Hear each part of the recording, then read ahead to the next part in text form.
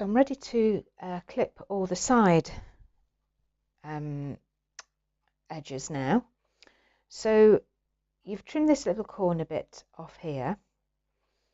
So what you need to do is just make sure that that's pulled in like that. Hang on, it's all right, I hadn't got my focus thing on there. And exactly the same, just turn that top edge in. In fact, oh, let me move this pin. Do that again. I'm just going to move that down just a smidge. Just to there. Right, okay, start again. So turn that edge in there, and then you're just going to turn it over like that. So I don't know if you can see there. So you've just got that edge, then runs on top of the other edge there. And if you've got any little bits, look, that are sticking out, any little frayed bits, just with your needle, you can just pop those inside like that. And then when you start to stitch, you won't see them at all, okay? And it's the same when you get to the other end. So I'm going to clip this first, and then I'm going to, I've done the other side already. This is my last edge now. And then I'm just going to measure to make sure that it's the same distance across, the same measurement across top and bottom, more or less.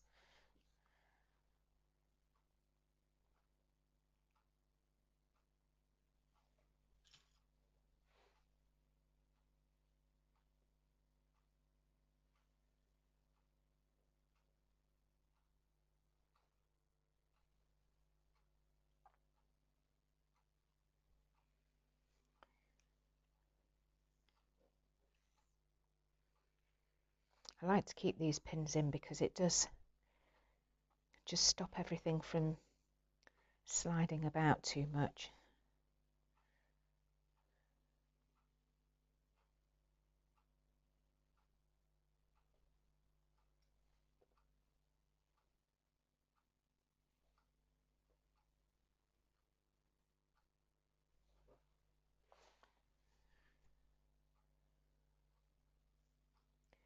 I think this is something best done on a table as well.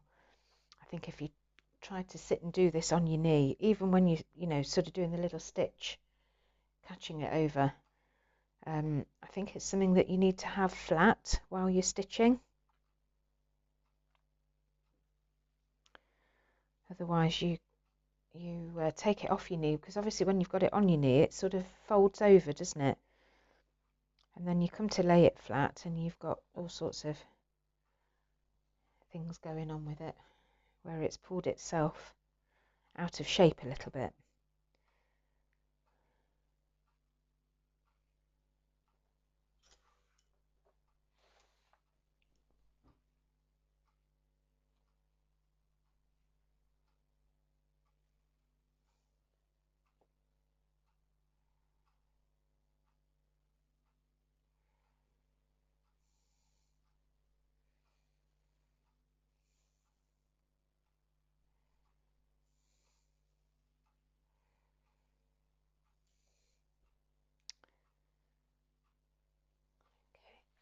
Nearly there.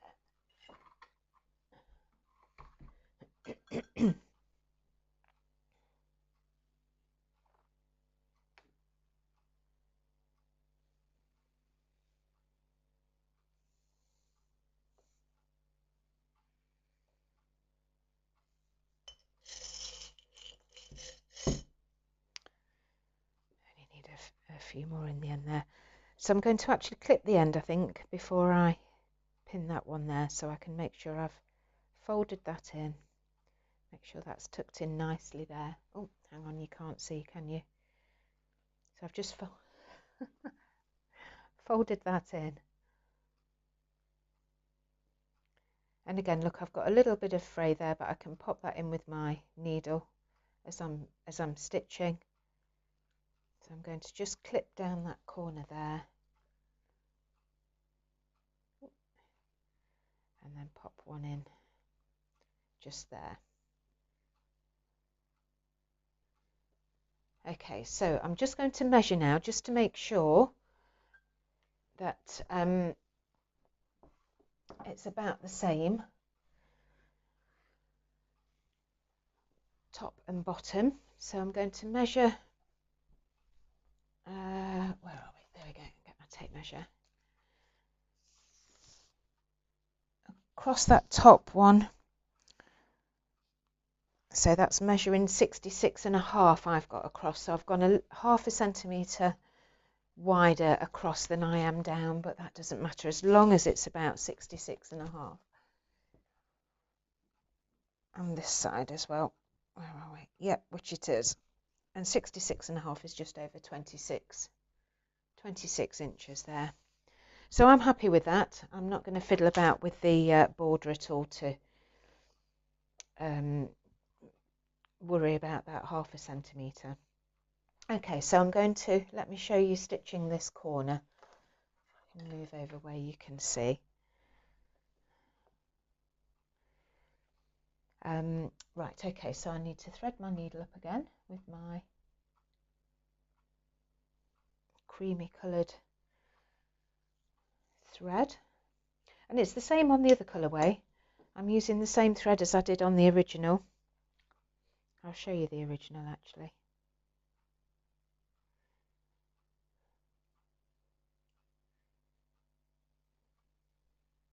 I'll bring that in. Where are we? I'll show you the same bit. There you go. So look, you can see I'm just doing this little corner here, and you can see those little cream stitches there, okay, going down there.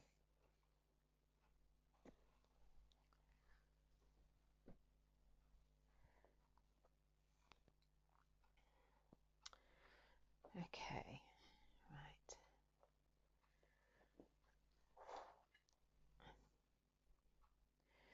So I'm going to poke those little frayed edges in there.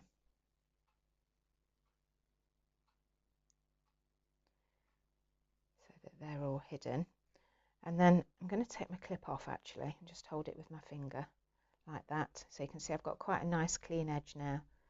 And I'm just going to come in on that edge there and push that end in as well. And then I'm just going to do a couple of little catching stitches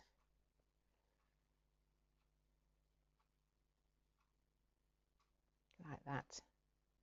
So that just holds that join nice and securely there.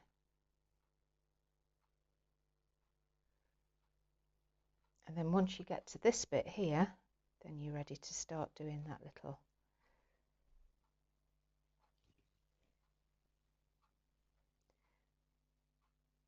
stitch across the top. Again, not catching the back fabric, you're only going through the top 3 layers and not the backing.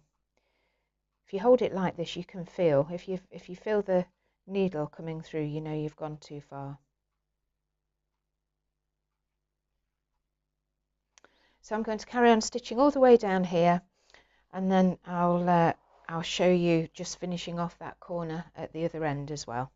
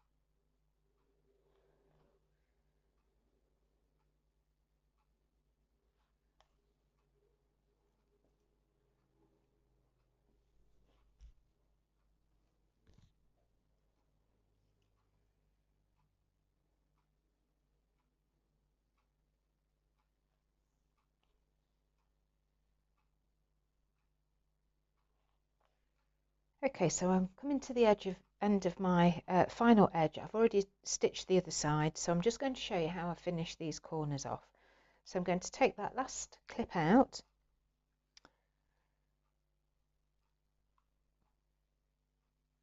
do another little stitch there.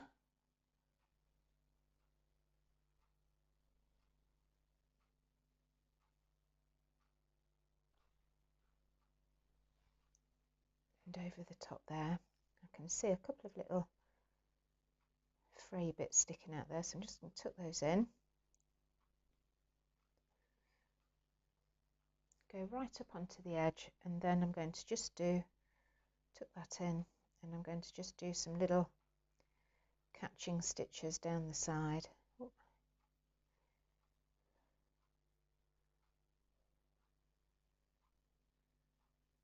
that. Stick that in very well there, did I? That'll stay there now, hopefully. And then that would just join those two side edges up, like that. And then with this one, I'm going to take it back in the corner. Make sure I'm not going onto the front there, but I'm taking it right in like that. And then I'm going to tie a knot. Snip it off. And then if you just lift the fabric like that, the knot. There we go. Heard that little pop. That's popped through onto the back now, so we can't see it. Okay. Okay, right. So we're on to running stitch now. Now all the edges are finished. So I've still got all my pins in. And I'm going to start by stitching the middle sort of cross along here. Now, let me get the original. So you can see the stitches on there. So on the one with the pale background, which is obviously, as I say, the original, I have used the grey. Hang on a minute, let me just get the number.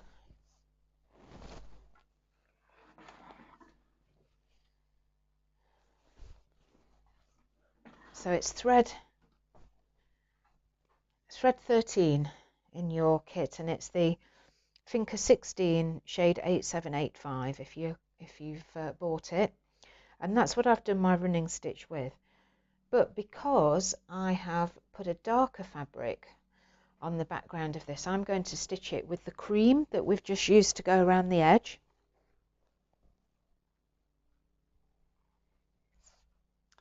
I don't think the grey would stand out, and I think there'll be plenty on the ball, so I'm going to stitch with my cream thread. So I'm going to pull a length off that's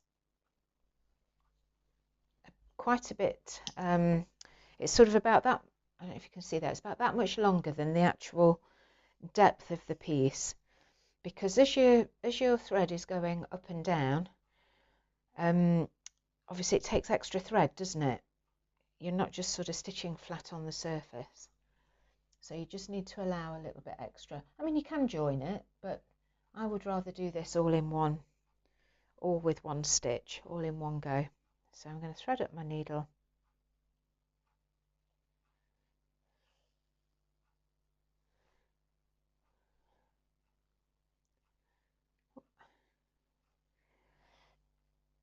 I'm going to pop a knot in the end. And I'm going to start down on this bottom one here. So I'm going to take my pins out as I'm going. Okay, so I can take that pin out now. Pop that back in my little pot.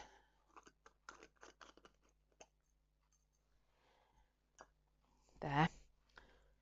And what I'm also going to do, I've got one of these, I've got a small little board that I can kind of move about. So I'm going to pop that underneath. And then I can feel when I've got through, because with this stitch you are going all the way through. So let me show you the back of the original as well, and you can see. Oh, keep catching my microphone wire. Can you see I've got these little So it's really quilting it, isn't it? And you can see these little stitches. Okay.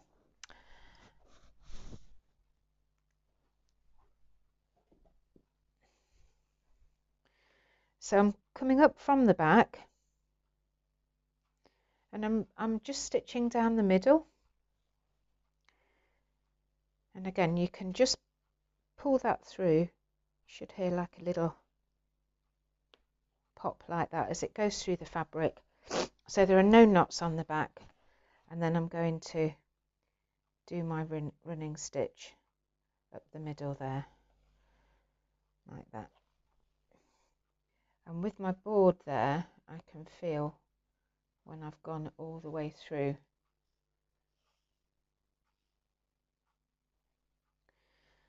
the fabric. Oh.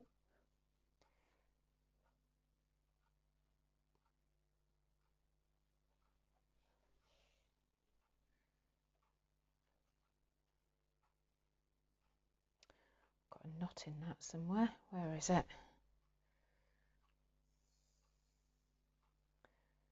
There. Hang on. Okay, it's wrapped itself around itself.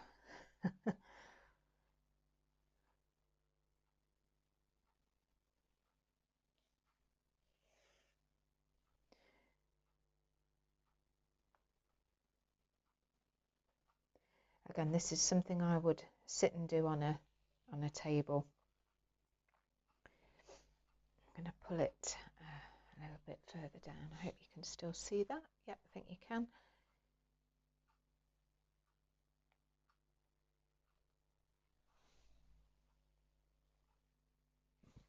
I mean, you could bunch the whole thing up, look, if you wanted to, and do it like this.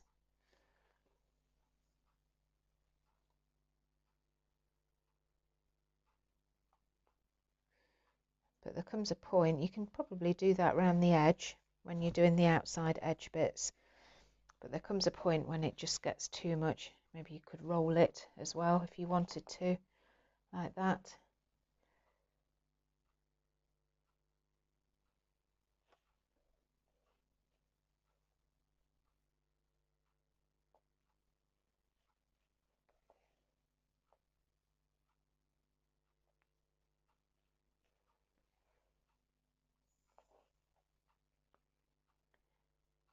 And then when you get near to the next pin, just take the pin out and carry on going all the way up the whole length. So I'm going to stop there, take my pin out and carry on. Where's my needle gone again? There we go. I'm probably making this look more awkward than it is. When you've got it sort of right in front of you, I'm sort of leant over the table a little bit doing this because of the way that my camera is positioned.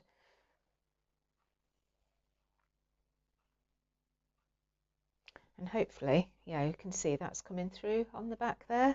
So we're getting that nice sort of quilting effect on the back.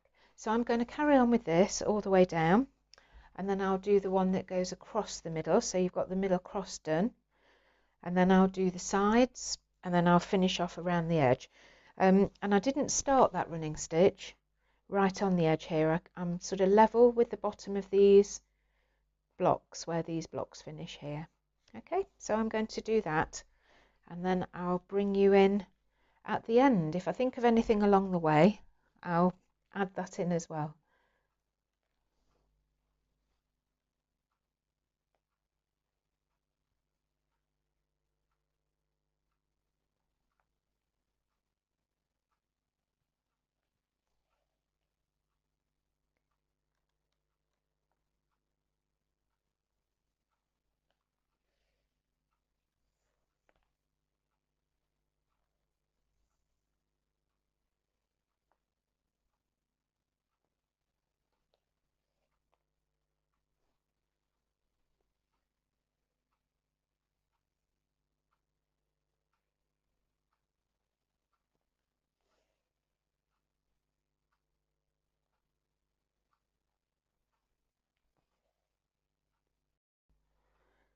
Still stitching that middle one, but I've turned it so I'm actually going across rather than trying to go up. I'm not quite sure why I was showing you that way.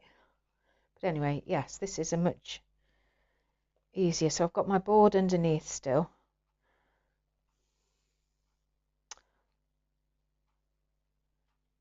And then I've caught that thread. There we go. So I can feel when my needle goes in, and then I can just lift it, and I'm ready to do like that, the next stitch.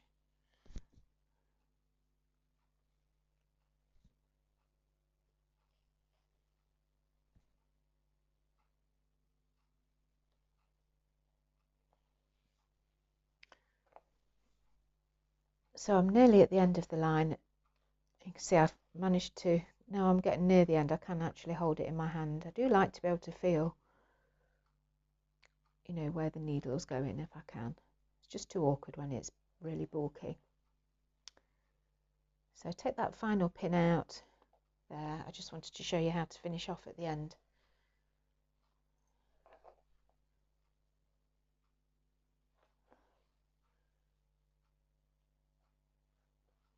So probably a couple more. Yep, it's still in shot.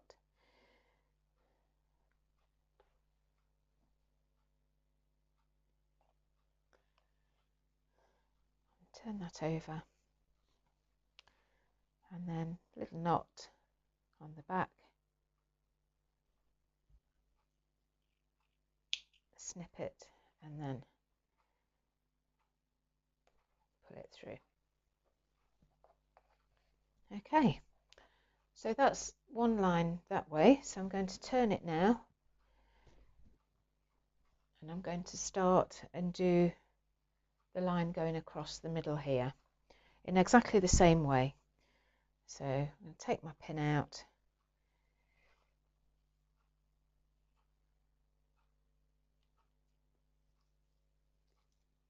thread up my needle, give myself extra again,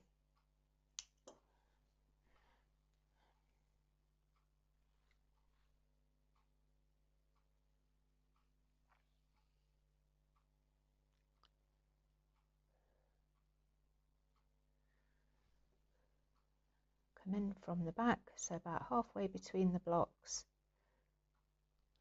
like that, and then just give it a little pull on the back. Hopefully you'll hear that.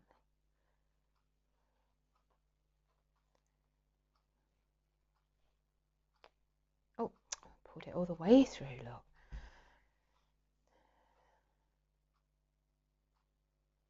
Let me have it so it's in front of me, that might be easier.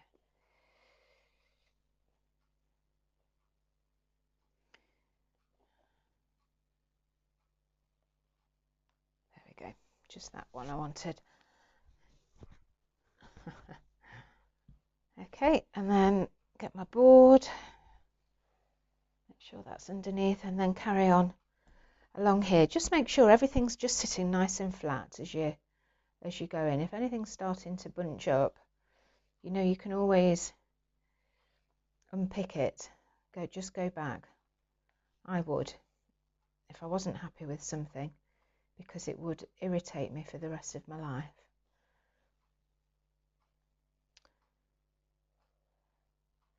If you get where, I mean, you can see here, let me take this pin out. See, my blocks don't quite match. That'd be a nightmare, wouldn't it, if you're a quilter? But I'm just going to carry on running down the middle. I'm not worrying about that.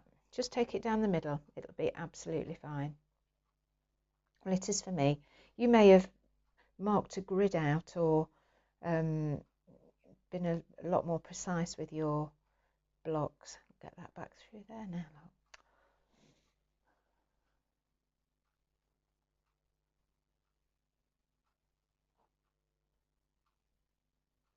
There we go. That's it.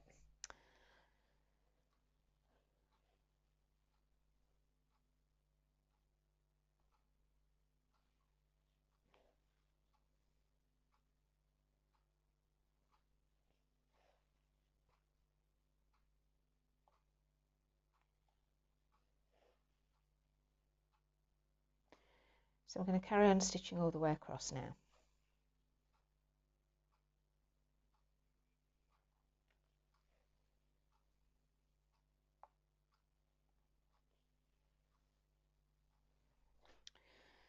Okay, so I've done all my running stitch in between the blocks now, and the final thing with the running stitch is to go around the outside edge.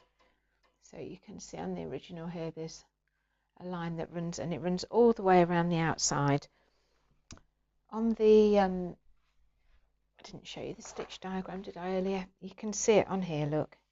So it just runs all the way around the outside edge. And also, the other thing is, again, you know, even if your corners don't meet, don't worry too much, because by the time you've popped your button on, that will hide some of the inconsistencies, so don't panic too much. Mine aren't brilliant at all, so but I'm not worrying about it. So the only pins I've got in now are on the corners, so I'm going to take those out as I'm stitching, and I'm going to come up here in this corner, and I'm just really sort of staying fairly central to that line down there. So pull that through like before. That's it. And then just a running stitch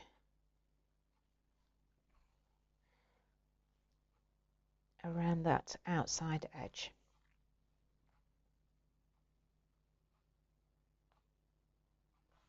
This one's easier as well because you can hold, or I find it easier because I can hold the edge again now.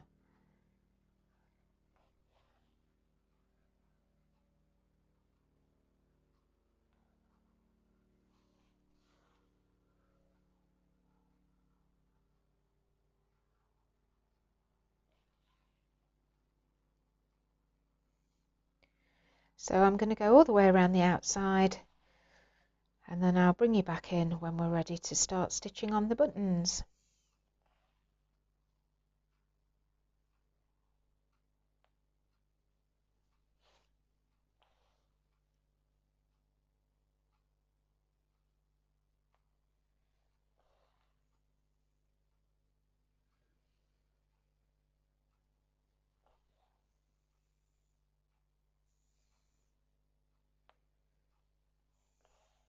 Okay, so I've done all my running stitch now around the outside. I'm liking it more now. I'm liking that darker background more now, and I'm pleased I've left done these in the cream, the same as the other ones. On the original they were in the dark grey, weren't they? But say if you want to do them with the dark grey, obviously you can or could. But I'm quite liking that they're all outlined with the cream rather than these two with the darker grey. Anyway, so in a minute I'm going to be stitching on buttons, but first of all I'm going to give it a press now, because once you've got all your buttons in, it's a little bit harder, because obviously you've got a lot more beads and buttons to go around. So I'm going to give it a press now before I put the buttons on. So I don't need any steam. If you want to press from the back as well, you can do, but I'm only going to go from the front. So I'm just being careful where those buttons are. Let me move this up so you can see. So you can see now it's just sort of flattening everything off nicely. I'll turn that round.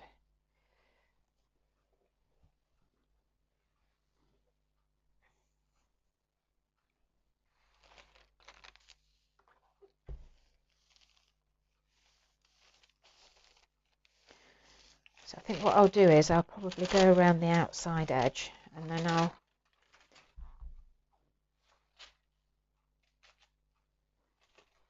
come back and iron the middle bit.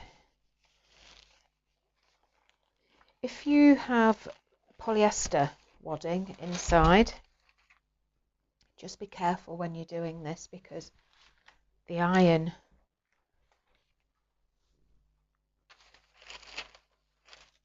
the hot iron, sorry, lost my thread there, the hot iron can melt the polyester, which is, well, you don't want that at all, do you? It'd be a shame at this stage of the game, wouldn't it, to melt it. Okay, last edge, and then I'll just do a little bit in the middle. You see that there? Yeah.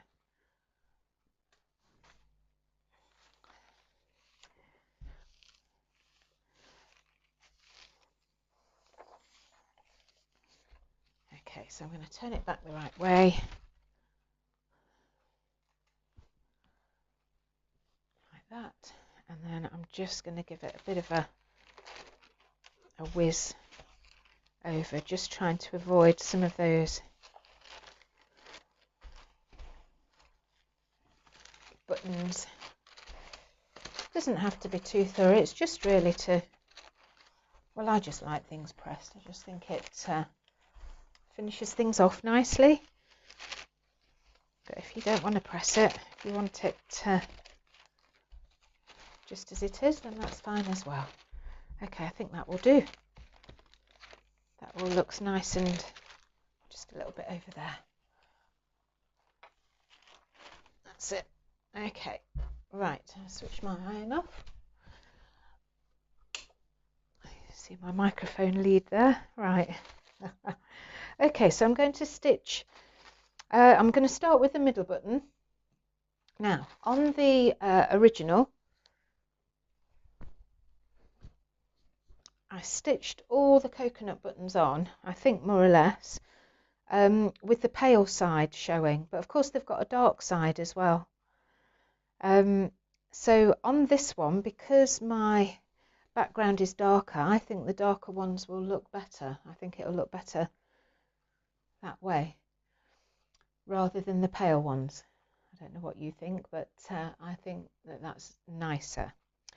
And it's sort of like beds the corners down almost, doesn't it? I like that very much. So I'm going to stitch them down that way. It's up to you how you want to stitch yours, whether you want them that way or a mixture of the two.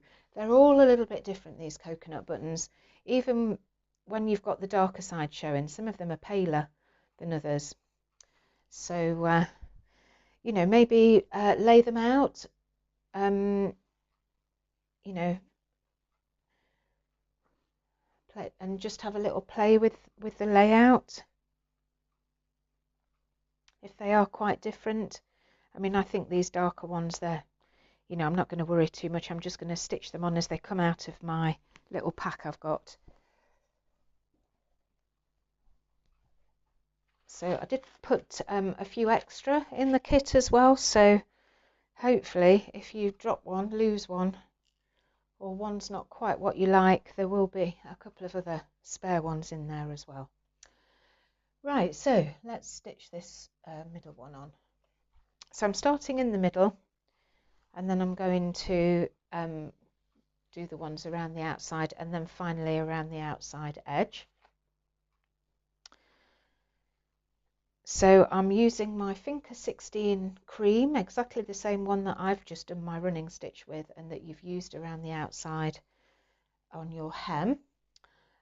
So it's number 10 in your kit, and I've got it at double thickness for this one. And I'm going to stitch from the top. I'm not coming up from the back at all, because I can hide the little tails for the button underneath the button. I will just snip those down though, so they're a bit shorter. So I'm going to do a couple of little stitches there, like that, and then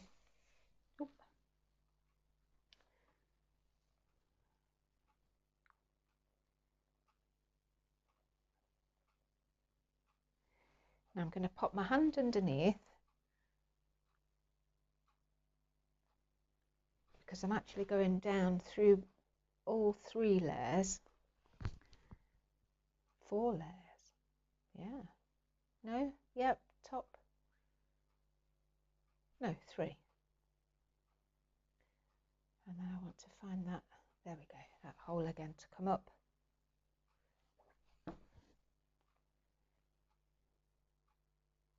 Now I like to keep my buttons sort of fairly straight, but if you're not bothered,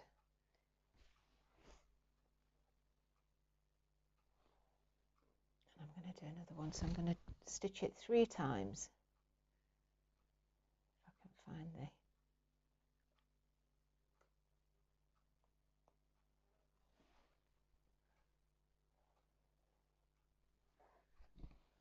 back down, move that one out of the way, like that. And then what I'm going to do is I'm going to come back up underneath the button, and then I'm going to tie off so it sits right under the button like that, and then snip it off so you can't see any of those ends like that. So I'll do another one. So I'm going to knot the end. Well, in fact, let me show you that. This is probably the worst where they meet in the corner. I'm not going to stitch this one on yet because I want to do, oh actually I could do, couldn't I? I could stitch that one on. I might do it upside down. But you see, once you've got your button on there, I don't think it really matters. People aren't going to look at how they're meeting up, are they? So I'm just going to turn this round and I will stitch that one on.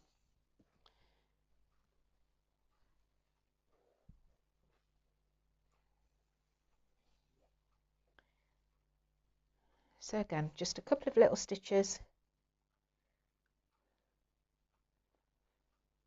If your tail ends are a little bit long, just snip them off.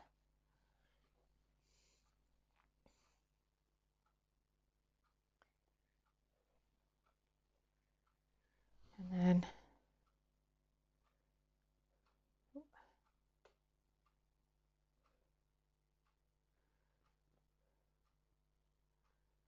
I want that to be about there.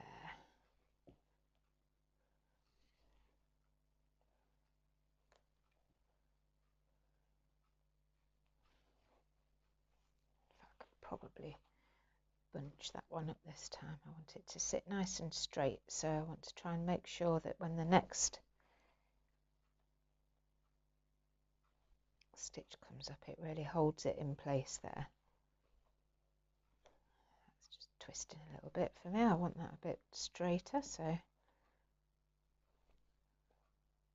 we go, that should be fine there. So that's my 3 stitches through there, and then I'm going to just come up, and if you can see, it's right sort of underneath the button there, and then do that knot like that, and then that will just snip off there, and you can see there aren't any tail ends showing. If you want to go through from the back, you can do. If you don't mind having your little knots on the back, it really doesn't matter. So I'm going to stitch all of those on. Now on the original, I didn't have any loops or anything on the top edge for hanging, but I will stitch some on. There are no, on the picture and everything, I've just left it as it is, but I am going to stitch some hoops onto that, or loops onto the original one, so that you can hang it up. But I think I'm going to have this one just laid across my banister. And what I'll do as well at the end, I'll put some photographs in so that you can see them sort of side by side, the differences with the darker background, and also show maybe a couple in situ. Okay.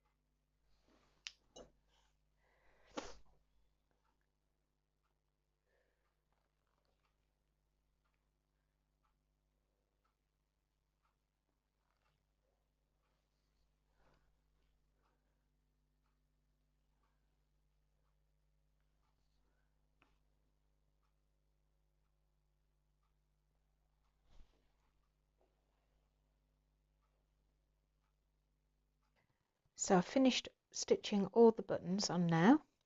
So what I'm going to do is I'm going to pan across the whole of the hanging now, look, and just sort of show you that detail. You can probably see the reflection of the light above me, and I'm probably going into shadow.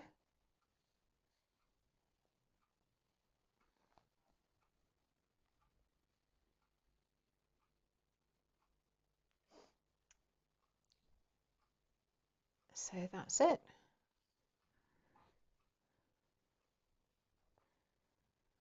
And I'm really liking the darker beads on that darker background. So what I'm going to do is I'm going to just bring the original in now, and because I think I'm going to just hang this over drape it over our banister upstairs. So I don't want to put any loops on this one, but I am going to put them onto the original one. I'll show you how I would put loops onto the original one anyway. I don't think I have a piece of doweling that long, and I definitely don't have a twiggy bit of driftwood or anything that long. So I'm just going to swap these over. I'm just going to pop you back in the overhead. Right, I'll swap these over.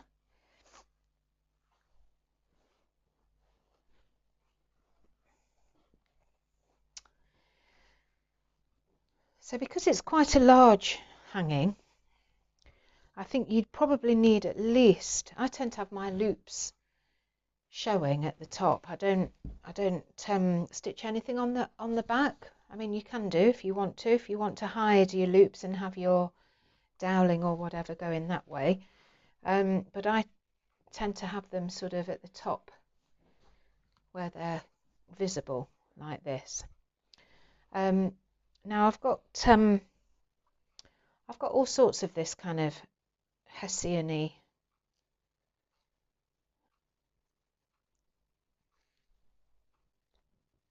ribbony stuff. I don't know if I think the green, yeah, I don't know whether that kind of makes it, yeah, I don't like the green. It kind of makes it too green. I think I'm probably going to go with the more neutral. And some of I've got a grey as well, but I think again, because it's grey around the outside, I'm not going to use the grey. Yeah, I've got a pale grey as well. I'm not going to use that one. And this one, I quite like this, but look, it frays around the outside and that gets on my nerves. Yeah, I don't think that one's right either. I'm going to stick with this. This is quite a thick, do they call it burlap Hessian? It is, let me measure it and tell you how wide it is. So just over an inch, almost an inch and a half, 3.5 centimeters wide. So what I'm going to do is I'm going to cut 3 pieces that measure or I can't get my words out now, that are roughly the same length.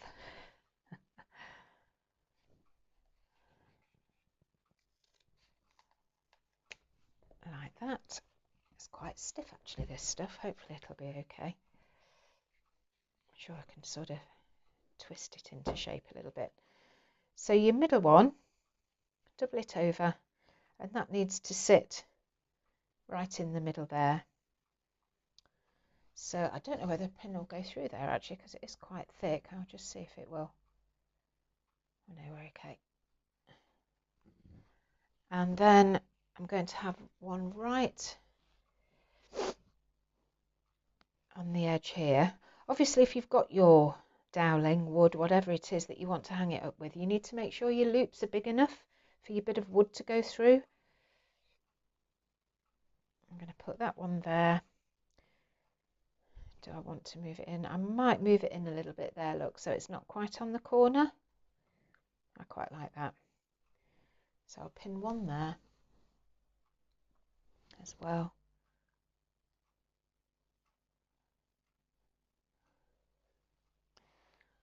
And then one on the other side.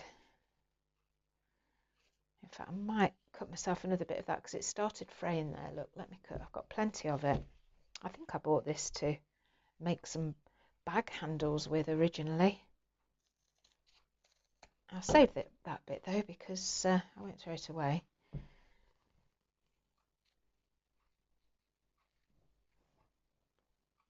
And then that one again, move it in just to line it up with the where that fold is there. Ideally as well, and I'll do that in a minute, I will just check that once they are flat that they measure the same. So that one is 5 centimeters. And that one is also about 5 centimeters. That will do. And that one there, yeah, 5 centimeters. That's great. So I'm quite happy with that. So I've got 3 along the top. I'm going to turn it over.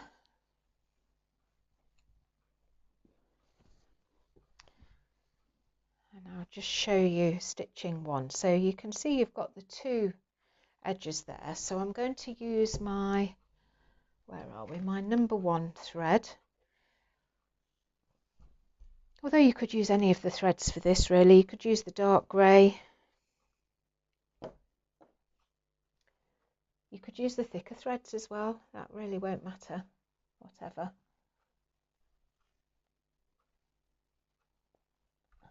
Find a needle.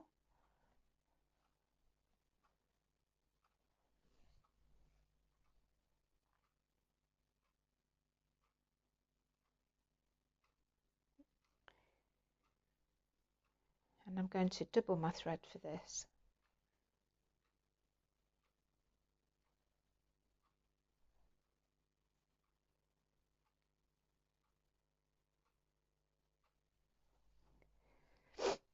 And then I'm going to come up here first. So I'm going to come in from the back and I'm just going to catch these edges down.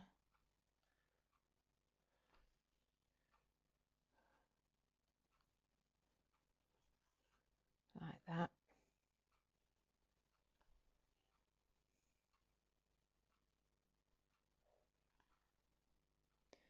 And then when I get to the top here, turn it this way so I can see it, and I want to just attach this top line as well. So in fact, let me go in there.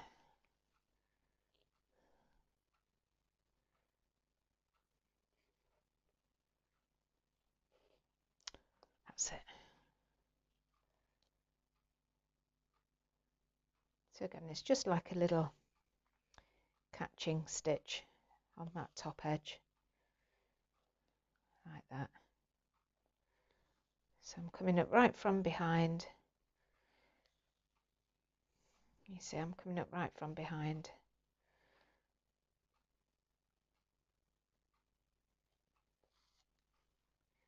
Doing that little stitch there.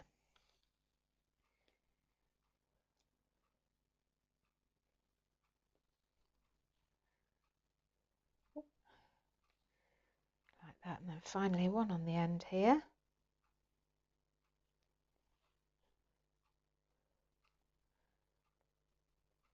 And then back to the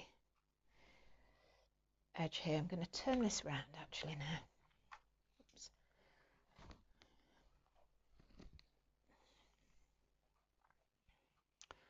And then I'm going to stitch back down that side there.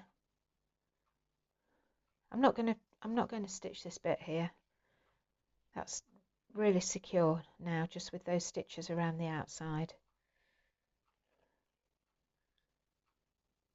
In fact, I'm going to take my pin out now as well.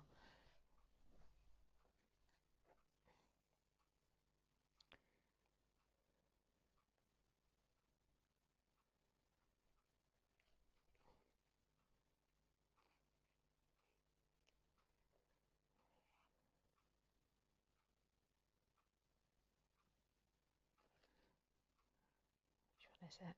Has it got a loop there, and I can't see which thread it is that's not pulled through properly. That one or that one? That one.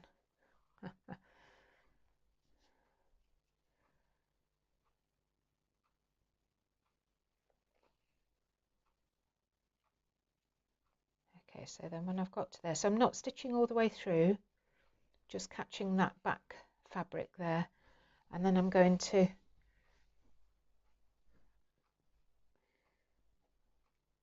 knot that off, and I shall stitch the other two on in exactly the same way. So then I've got these loops at the top. Maybe by the time I take some photos, I'll have found a piece of wood that fits. Right, so okay, that's it, we're all done. Can you believe it? I have absolutely loved doing these stitch alongs. I've really enjoyed it, so I hope you've enjoyed it too. I feel as if I've messed the end up with the internet situation and forgetting about telling you, because we were so worried about getting the video out on, was it Monday when it went out? I forgot to say, didn't I, about the different colour, using the cream instead of the grey, so I do apologise about that, and also for forgetting that if you wind your bobbin on with your number 1 thread, you'll run out of thread, so you do need to provide your own thread that sits underneath in your bobbin in your machine. I'm sorry about that as well. But hopefully, apart from that, you've enjoyed it. So I'm really hoping that this is going to get out to you okay. I think Graham's only concern is that the signal isn't strong enough in the library to upload a lot. But anyway, we won't know until we get there, will we? It's made it worse because we've got no mobile signal here either. So, to see if I've got any emails or whatever, I have to go right into the village. But anyway, never mind. So thank you for watching, and I will finish this off with a few photos, images of things in situ. Okay, thanks so much, and see you next year.